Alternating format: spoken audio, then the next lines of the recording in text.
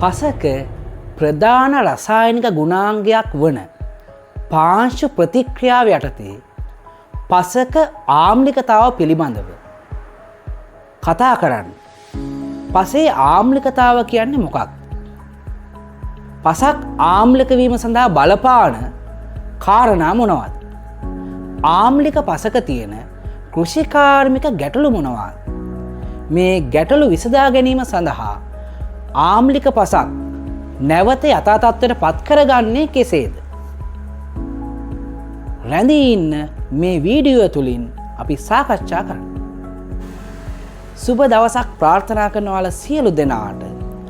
අද අපි මේ වීඩියෝ තුලින් කතා කරන්න බලාපොරොත්තු වෙන්නේ පසක තියෙන ප්‍රධානතම රසායනික ගුණාංගයක් පිළිබඳ. පාංශු ප්‍රතික්‍රියාව පිළිබඳ. මොකද්ද පාංශු ප්‍රතික්‍රියාව කියලා හඳුන්වන්නේ? යම් කිසි පසක තියෙන ආම්ලිකතාව, ලවණතාව හා ශාරීයතාව පිළිබඳ අධ්‍යයනය කිරීම තමයි පාංශු ප්‍රතික්‍රියාව කියලා හඳුන්වන්නේ. එතකොට මෙන්න මේ පාංශු ප්‍රතික්‍රියාව හැඳින්වීමේදී අපිට වැදගත්ම කාරණාවක් ගැන අවබෝධයට ගන්න වෙනවා. ඒ තමයි pH අගය. පසක තියෙන pH අගය කියන්නේ මොකක්ද? pH අගය. යම් කිසි පසක pH අගය කියලා අපි හඳුන්වන්නේ දැන් පසේ තියෙනවා ජලය. මේ ජලයේ විවිධ අයන දිය වෙලා සෑදෙනවා පාංශු ද්‍රාවණය. මෙන්න මේ පාංශු ද්‍රාවණය තුල අඩංගු වන ක්‍රියාකාරී හයිඩ්‍රජන් අයන සාන්ද්‍රණයේ ලඝු ගණක අගයේ පරස්පරය නැත්නම් ඍණ ලඝු ගණක අගය අපි කියනවා pH අගය කියලා. ප්‍රධාන වශයෙන් pH අගය සඳහා දායක වන අයනය තමයි හයිඩ්‍රජන් අයන සාන්ද්‍රණය. එහෙනම් පාංශු ද්‍රාවණයක දිය වෙලා තියෙන ක්‍රියාකාරී හයිඩ්‍රජන් අයන සාන්ද්‍රණයේ ලඝු ගණක අගයේ පරස්පරය අපි pH අගය කියලා හඳුන්වනවා. මෙන්න මේ විදිහට අපිට ඒක සඳහන් කරන්න පුළුවන්. pH සමානයි ඍණ ලඝු 10 පාදයට H අයන සාන්ද්‍රණය. pH සමානයි ඍණ ලඝු 10 පාදයට H අයන සාන්ද්‍රණය. මොකද H අයන සාන්ද්‍රණය වැඩි වෙනකොට pH අගය අඩු වෙනවා. එහෙනම් මේ දෙන්න අතර තියෙන්නේ පරස්පර සම්බන්ධතාවයක්. සාමාන්‍යයෙන් අපි දන්නවා ආම්ලික පසක pH අගය 7ට වඩා අඩු අගයක් තියෙනවා. ඒ කියන්නේ H අයන සාන්ද්‍රණය වැඩි අගයක්. H අයන සාන්ද්‍රණය වැඩි වෙනකොට pH අගය අඩු වෙනවා. අන්න පරස්පරය තමයි මේ ඍණ ලඝු ගණක අගයෙන් පෙන්눔 කරන්නේ. හොඳයි. එහෙනම් පාංශු ප්‍රතික්‍රියාව යටතේ ප්‍රධාන කාරණා කීපයක් අපි කතා කරනවා. පළවෙනි කාරණාව තමයි පසක තියෙන ආම්ලිකතාව. ඒ වගේම අපි කතා කරන්න බලාපොරොත්තු වෙනවා පසක තියෙන ලවණතාව හා ශාරීයතාව පිළිබඳව. අපි මුලින්ම බලමු පසක තියෙන ආම්ලිකතාව කියන්නේ මොකක්ද? පාංශු ආම්ලිකතාව.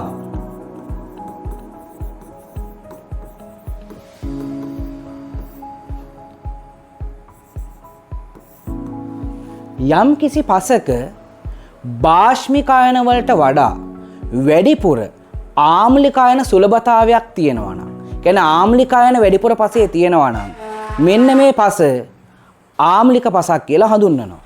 ඉතින් අපි දැනගන්න ඕනි පසක තියෙන ආම්ලිකායන.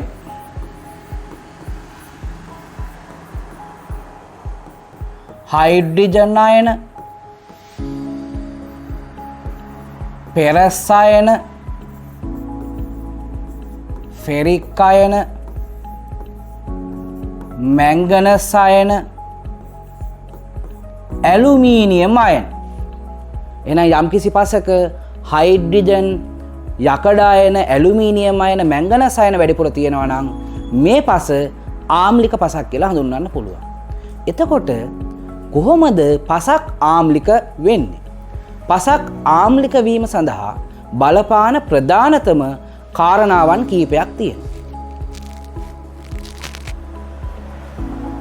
පළවෙනි කාරණාව තමයි සාමාන්‍යයෙන් තෙත් කලාපේ කඳුකර ප්‍රදේශවල නැත්නම් බෑවුම් ප්‍රදේශවල අධික වර්ෂා කාලවලදී මේ පසේ තියෙන බාෂ්මිකායන හේදිලා යනවා. බෑවුම් භූමියක වර්ෂා කාලයේදී පසේ තියෙන බාෂ්මිකායන සේදිලා යනවා. මොනවද මේ බාෂ්මිකායන? සෝඩියම් අයන, පොටෑසියම් අයන, කැල්සියම් අයන, මැග්නීසියම් අයන වගේ බාෂ්මිකායන හේදිලා ගිහිල්ලා පසේ ආම්ලිකායන ඉතුරු වෙනවා. අන්න පස ආම්ලික වෙනවා. දෙවෙනි කාරණාව තමයි අඩු ආලෝක තීව්‍රතාවයක් හා උෂ්ණත්වයක් තියෙන ප්‍රදේශවල පසේ තියෙන කාබනික ද්‍රව්‍ය සම්පූර්ණයෙන් වියෝජනය නොවි කාබනික අම්ල හැදෙනවා. සාමාන්‍යයෙන් කාබනික ද්‍රව්‍ය සම්පූර්ණයෙන් වියෝජනය වෙන්න හොඳ ආලෝක තීව්‍රතාවයක් වගේම ඉහළ උෂ්ණත්වයක් අවශ්‍ය වෙනවා. ඉතින් අඩු උෂ්ණත්වයක් ලැබෙන ප්‍රදේශවල කාබනික අම්ල තමයි හැදෙන්නේ. මේ කාබනික අම්ල නිසා පස ආම්ලිකතාවයට පත් වෙනවා. පස ආම්ලික වෙනවා. තුන්වෙනි කාරණාව තමයි අපි භෝග වගා කිරීමක් කරනවා. අපි ශාක වගා කරනවා. පසට පෝර දාන්නේ නැතුව. හිතන්නකෝ යම්කිසි පසක අවුරුදු ගාණක් තිස්සේ අපි වගා කරනවා. පසට කිසිම පෝෂකයක් දාන්නේ නැතුව. එතකොට පසේ තියෙන ප්‍රධානතම බාෂ්මික පෝෂක අයන වර්ග කීපයක් පසෙන් සම්පූර්ණයෙන් අයින් වෙලා යනවා. උදාහරණ විදිහට පොටෑසියම් අයන, කැල්සියම් අයන, මැග්නීසියම් වගේ අයන පසෙන් ඉවත් වෙලා ගියාම ඉබේම පසේ ආම්ලික අයන ඉතුරු වෙලා පස ආම්ලික වෙන්න පුළුවන්. නම් පොහොර නොයදා වගා කිරීම පස ආම්ලික වෙන්න හේතුවක් වෙන්න පුළුවන්. ඊළඟ කාරණාව තමයි නයිට්‍රජන් ලබා දෙන ජනප්‍රිය පොහොර වර්ගයක් තමයි ඇමෝනියම් සල්ෆේට් කියලා කියන්නේ. Ammonium sulphate. මේ ඇමෝනියම් සල්ෆේට් කියන පොහොර වර්ගය ආම්ලික පොහොරක්. එතකොට අපි ආම්ලික පසකට ඇමෝනියම් සල්ෆේට් යෙදුවොත් තව තවත් පස ආම්ලික වෙනවා. ඒ නිසා සාමාන්‍යයෙන් අපේ ලංකාව තුල තෙත් කලාපයේ දිස්ත්‍රික්කවල පසට ඇමෝනියම් සල්ෆේට් පොහොරක් විදිහට නිර්දේශ කරන්නේ නැහැ. මොකද තෙත් කලාපයේ පස ටිකක් ආම්ලිකයි. ඉතින් ඇමෝනියම් සල්ෆේට් යෙදුවාම තව දුරටත් පස ආම්ලික වෙන්න පුළුවන්. ඊළඟ කාරණාව තමයි අම්ල වැසි ඇතිවීම. අපි දන්නවා කාර්මීකරණයත් එක්ක මේ කර්මාන්ත ශාලාවලින් විවිධ වායු වර්ග පිට වෙනවා. කාබන් ඩයොක්සයිඩ් වායු, සල්ෆර් ඩයොක්සයිඩ් වායු, ඒ වගේම නයිට්‍රජන් ඩයොක්සයිඩ්, නයිට්‍රස් ඔක්සයිඩ් වගේ විවිධ වායු වර්ග පිට වෙනවා.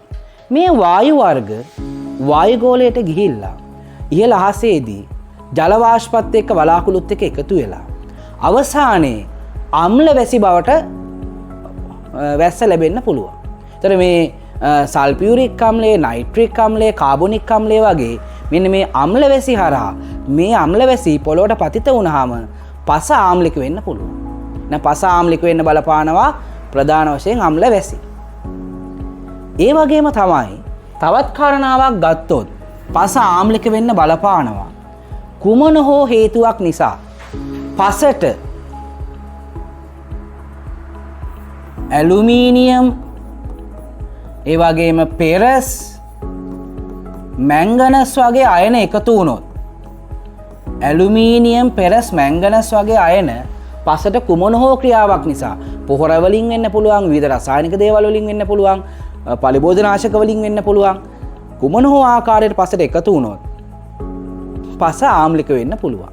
එහෙනම් මෙන්න මේ විදියට පස ආම්ලික වීම සඳහා බලපාන කරුණු කාරණා කීපයක් තියෙනවා.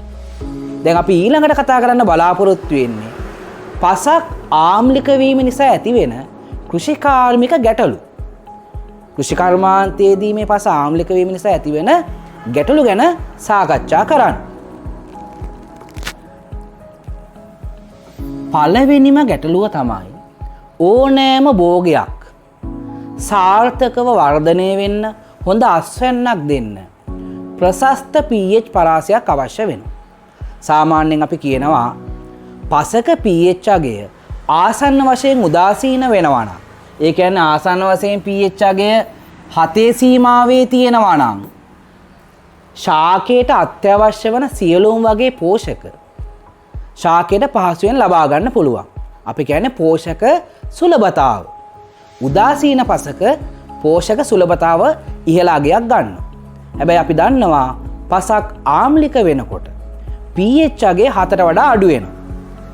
අන්න එතකොට සමහරක් පෝෂක වර්ග ශාකයට ලබා ගන්න අපහසු වෙන්න පුළුවන්. විශේෂයෙන්ම භාෂ්මික අයන වර්ග. භාෂ්මික පෝෂක අයන වර්ග. මොනවද උදාහරණ? පොටෑසියම් අයන, කැල්සියම් අයන, මැග්නීසියම් වගේ භාෂ්මික පෝෂක අයන ශාකයට ලබා ගන්න අපහසු වෙන්න පුළුවන්. ඉතින් මේවා ශාකයේ වර්ධනය සහ පැවැත්ම සඳහා අත්‍යවශ්‍ය පෝෂක වෙනවා. එනම් ශාකයේ වර්ධනය ඒ වගේම අස්වැන්න අඩාල වෙන්න පුළුවන් පස ආම්ලික වීම නිසා. දෙවෙනි කාරණාව තමයි ආම්ලික පසක් කියලා කියන්නේ ඒක ශාකයට ඒ වගේම පසේ වර්ධනය වෙන මූල පද්ධතියට ශාකයේ මූල පද්ධතියට විසවීම ඇති කරන්න පුළුවන්. මේ විසවීම හරහා සමහරක් විට ශාකයේ වර්ධනය අඩාල වෙලා ශාකයේ මැරෙන්න පවා ඉඩ තියෙනවා. අන්න ශාකවල විසවීම ඇති වෙන්න පුළුවන්. ඒ වගේමයි අපි දන්නවා ආම්ලික පසක වැඩිපුර තියෙන්නේ පෙරස් අයන, මැංගනස් අයන, ඇලුමිනියම් වගේ අයනනේ. මෙන්න මේ අයන වලින් විසවීමක් ඇති වෙන්න පුළුවන්. පෙරස් විසවීම, ඇලුමිනියම් විසවීම, මැංගනස් විසවීම ශාකයට වගේම පසේ සෞඛ්‍ය බිඳ වැටෙන්නත් හේතු වෙනවා. පාංශ සෞඛ්‍ය බිඳ වැටෙන්නත් හේතු වෙනවා. පසේ ඉන්න හිතකර ජීවී කාණ්ඩ විනාශ වෙන්නත් මේක කාරණාවක් වෙනවා.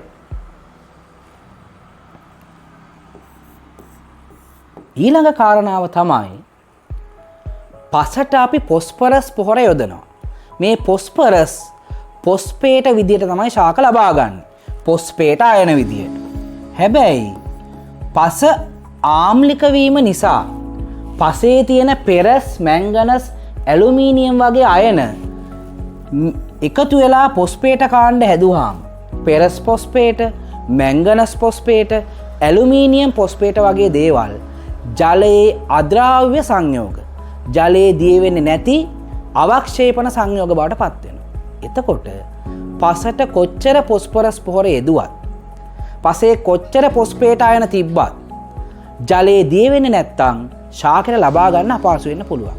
එහෙනම් ආම්ලික පසක පොස්පරස් ඌනතාවයක් ඇති වෙන්න පුළුවන් ශාකවල.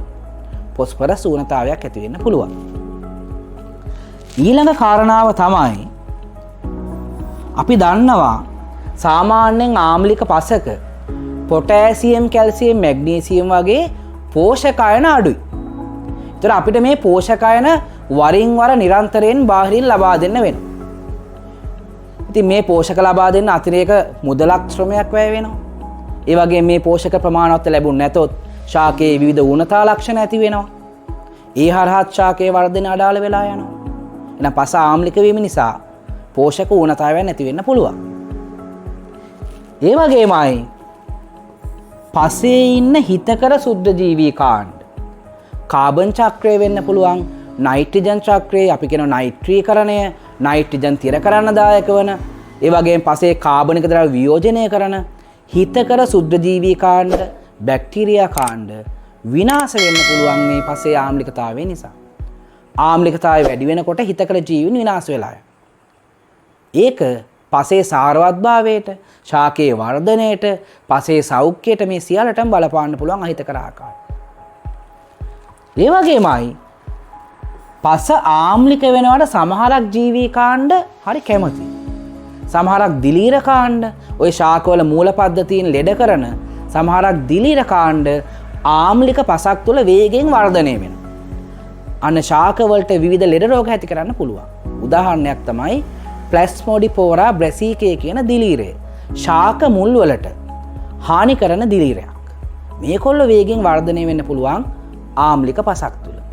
දැන් ඔයාලට වැටහෙනවා ඇති පස ආම්ලික වීම නිසා කෘෂි කර්මාන්තයට විශාල පාඩුවක්, හානියක් සිද්ධ වෙනවා. පසේ සෞඛ්‍ය බිඳ වැටෙනවා. ශාකයේ වර්ධනය අඩාල වෙලා යනවා. පසේ ඉන්නේ හිතකර ජීවීන් විනාශ වෙනවා. ශාකයේ විවිධ පෝෂක ඌනතාවයන් නැති වෙන්න පුළුවන්. අන්න ඒ නිසා යම් කිසි ආකාරයකට පස ආම්ලික වෙනවා නම් පස නැවත උදාසීන කිරීම අත්‍යවශ්‍ය කාරණාවක් වෙනවා. හොඳයි අපි ඊළඟට බලන්නේ ආම්ලික පසක් නැවත යථා තත්ත්වයට පත් කරලා කොහොමද උදාසීන පසක් බවට පත් කරගන්න කියලා. අන්න ඒ සඳහා අපිට පසට එකතු කරන්න පුළුවන් විවිධ භාෂ්මික දේවල්. කැල්සියම් අඩංගු වන භාෂ්මික දේවල් එකතු කරනවා. උදාහරණ විදිහට ගත්තොත් කැල්සියම් ඔක්සයිඩ් නැත්තම් අපි කියනවා පිලිස්සු හුණු. හුණු පුලුස්සලා කැල්සියම් ඔක්සයිඩ් විදිහට පාවිච්චි කරන්න පුළුවන් පසට. ඒ වගේම තමයි දිය ගැසූ හුණු කැල්සියම් හයිඩ්‍රොක්සයිඩ් දිය ගැසූ හුණු භාවිතා කරලා අපිට පුළුවන් පස ආම්ලිකත්වය පාලනය කරන්න. ඒ වගේමයි හුණු කැල්සියම් කාබනේට් හුණු පාවිච්චි කරන්න පුළුවන් පසේ ආම්ලිකත්වය පාලනය කරන්න. හතරවෙනි එක තමයි calcium carbonate magnesium carbonate dolomite කියන එකත් පසේ ආම්ලිකතාවය පාලනය කිරීම සඳහා පසට එකතු කරන ද්‍රව්‍යයක් විදිහට හඳුන්වන්න පුළුවන්. සාමාන්‍යයෙන් තේ වගා කරන ප්‍රදේශවල තෙත් කලාපයේ කඳුකර භූමිවල පස ආම්ලික වෙනවා. අන්න ඒ නිසා අවුරුද්දකට කීප වාරයක් අපි නිර්දේශිත ප්‍රමාණයෙන් ඩොලමයිට් තේ වගාව සඳහා භාවිතා කරනවා. ඒක පොහොරක් වෙන්නත් පුළුවන්. සමහරක් අවස්ථාවලදී මේක ආම්ලිකත්වය පාලනය කරන්න යොදා ගන්න ද්‍රව්‍යයක් විදිහට ක්‍රියාත්මක වෙන්නත් පුළුවන්. හොඳයි. එහෙනම් අපි සාකච්ඡා කරා පසක් ආම්ලිකතාවයට පත් වෙන්න බලපාන හේතු, ආම්ලික පසක් ඇති වෙන කෘෂිකාර්මික ගැටලු, ඒ වගේම තමයි ආම්ලිකතාව නැවත යථා තත්ත්වයට පත් කර ගැනීම සඳහා භාවිතා කරන්න පුළුවන් ක්‍රමවේද පිළිබඳ. අපි පසේ ආම්ලිකතාව ගැන කතා කරලා ඉවරයි. ඉදිරි වීඩියෝවක් තුලින් පසේ ලවණතාව හා ශාරීයතාව ගැන කතා කරන්න බලාපොරොත්තු වෙනවා. ඉතින් මේ වීඩියෝ එක ඔයාලට හොඳයි කියලා හිතෙනවා නම් ඔයාලගේ යාළුවන් අතර ෂෙයා කරන්න, මේ වීඩියෝ එකට ලයික් එකක් දාන්න, කමෙන්ට් කරන්න. මේ වගේ වටිනා වීඩියෝත් සමග නැවතත් හමු වීමේ බලාපොරොත්තු වෙයි. අදට අපි සමුගන්නවා. ඔයාලට ජයග්‍රාහී දවසක් ප්‍රාර්ථනා කරනවා.